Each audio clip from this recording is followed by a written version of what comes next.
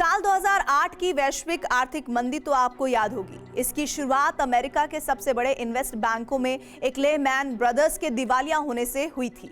वो बैंक इसलिए डूबा क्योंकि जिन लोगों को बैंक ने होम लोन दिया था वो लोन चुकाने की हालत में नहीं थे। अब 15 साल बाद चीन भी वैसे ही बर्बादी की कगार पर खड़ा है। चीन की सबसे बड़ी रियल एस्टेट कंपनी एवरग्रांडे ने दिवालिया होने की अर्जी दाखिल कर दी है। अमेरिका और यूरोप की कंपनियां चीन से अपना कारोबार पहले से ही समेट रही थीं और अब एवरग्रांडे ने चीन को आर्थिक तबाही की अंधी सुरंग में धकेल दिया है। कितना गंभीर है चीन का आर्थिक संकट? क्या बर्बादी से पहले चीन के राष्ट्रपति शी जिनपिंग ताइवान पर हमला करने की तैयारी में है? चीन अपने साथ साथ किस किस को ले डूबेगा? इन्हीं सवालों पर है हमारी ये special tele series Godhuli, dragon on death bed, जिसके पहले एपिसोड में देखिए भूतनगर, डेस्लेट डेस्टिनी।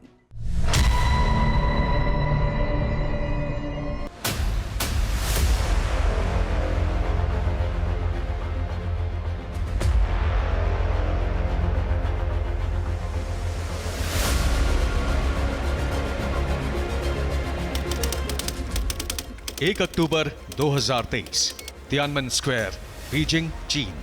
समय सुबह 6:05।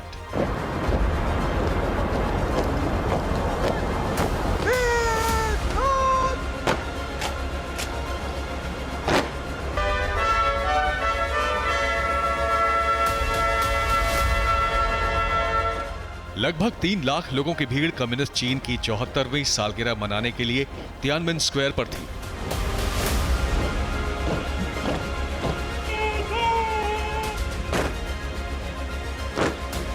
चीनी सेना की तीनों इकाइयों की टुकड़ी मार्च पास्ट करते हुए आई और फिर एक चीनी सैनिक ने तियानमेन चौक पर बड़ी स्टाइल से चीन का झंडा फहराया।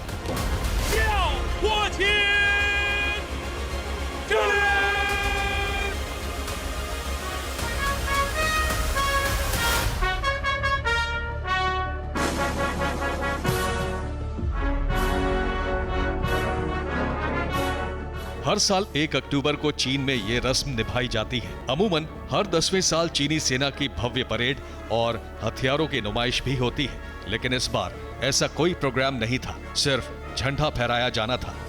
लेकिन लोगों को चौंकाते हुए पीपल्स लिबरेशन आर्मी के पूर्वी थिएटर कमांड ने एक शॉर्ट वीडियो जारी किया।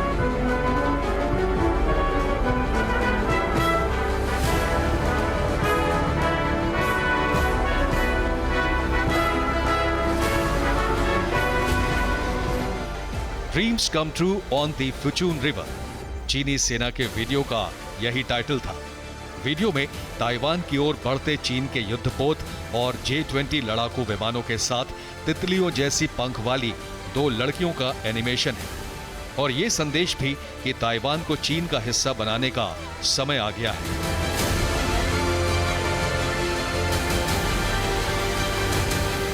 वीडियो के टाइटल में फुचून शब्द का इस्तेमाल भी इसीलिए किया गया।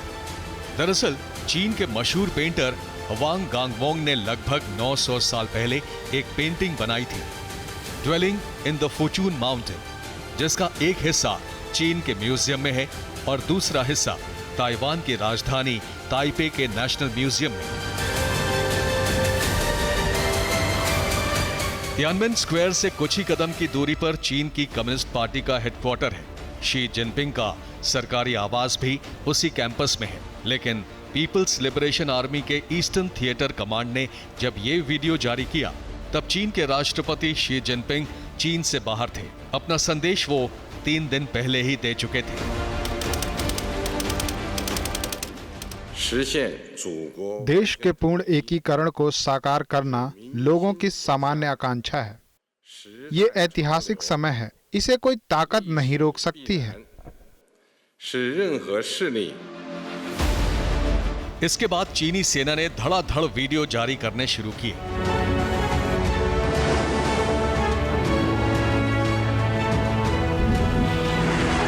ताइवान पर हमले की तैयारियों के वीडियो, जिन्हें सेना की भाषा में लेवल 1 कॉम्बैट रेडीनेस यानी जंग के लिए पूरी तरह तैयार होने का संकेत माना जाता है। 3 विमान वाहक युद्धपोत, अनगिनत युद्धपोत और हजारों की संख्या में चीनी सैनिकों को ताइवान पर हमले के लिए रवाना करने का वीडियो राष्ट्रपति शी जिनपिंग के लिए था, जिसे देखने की चाहत वो जनवरी 2021 से ही जता रहे थे।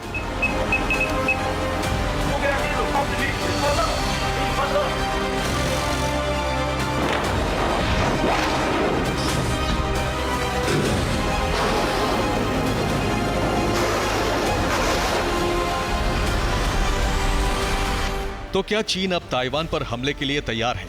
ये सवाल नया नहीं है। ताइवान की सीमा में चीन के युद्धपोत और लड़ाकू विमानों की घुसपैठ लगभग हर दिन हो रही है, जिसे देखते हुए भी अमेरिका की रक्षा और विदेश नीति तय करने वालों ने यही दावा किया कि ताइवान पर चीन का हमला तो होगा, लेकिन अभी नहीं।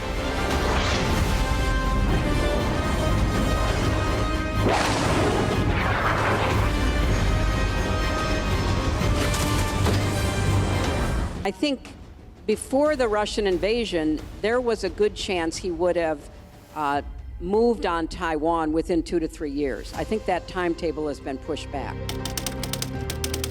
21 जून 2023।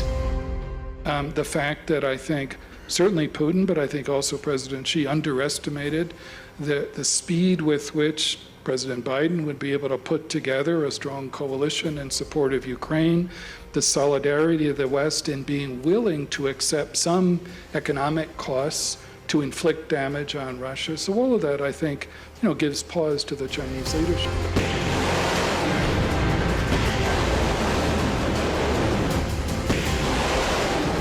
तो क्या चीन सिर्फ ताइवान पर हमले की गीदड़ भभकी दे रहा है? इस सवाल का जवाब अमेरिका की राष्ट्रीय सुरक्षा परिषद के सदस्य रह चुके ब्रिगेडियर जनरल रॉबर्ट स्पेल्डिंग ने दिया। पोलैंड में 6 सितंबर 2023 को इकोनॉमिक फोरम की 32वीं बैठक में जनरल स्पेल्डिंग ने आगाह किया कि ताइवान पर चीन का हमला निश्चित है और बहुत जल्द हो सकता है।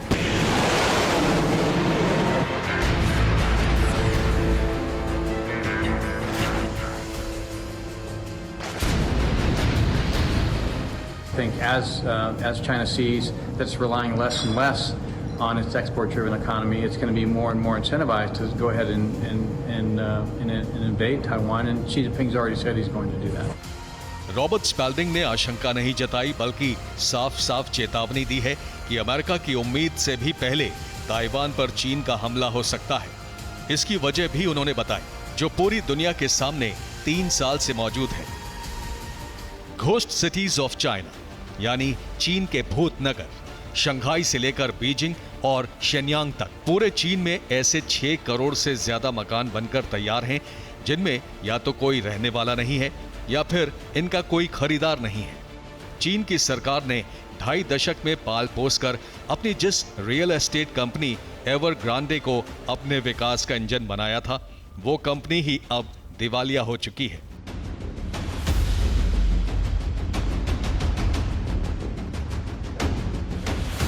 एवरग्रांडे कंपनी पर 300 अरब डॉलर यानी भारतीय रुपए में लगभग 25 लाख करोड़ की देनदारी है, और इस देनदारी का ब्याज चुकाने में भी एवरग्रांडे ने हाथ खड़े कर दिए हैं। चीन की अर्थव्यवस्था में 30% हिस्सेदारी रियल एस्टेट सेक्टर की है, और एवरग्रांडे के डूबने का मतलब है चीन के 250 शहरों में 1300 से ज्यादा रियल एस्टेट प्रोजेक्ट का बंटा था।